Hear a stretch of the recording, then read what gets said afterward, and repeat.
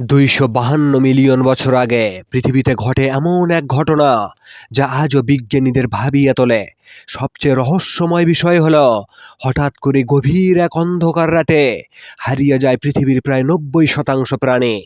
অগণিত প্রজাতি চিরতরে মুছে যায় ইতিহাস থেকে। সমুদ্র হয়ে ওঠে নিঃশব্দ নীরব, বনভূমি পরিণত হয় মৃত্যুপুরীতে, আকাশ ঢেকে যায় কালো ধোঁয়া আর অন্ধকারে।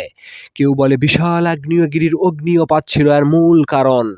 কেউ মনে করে পৃথিবীর জলবায়ু হঠাৎ করে ভয়ঙ্করভাবে বদলে গিয়েছিল।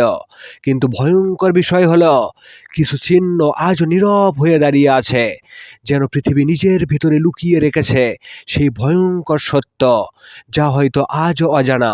কি এমন ঘটেছিল যা পৃথিবীর অধিকাংশ প্রাণকে একসাথে কেড়ে নিয়েছিল? আপনার মতামত কমেন্টে জানান।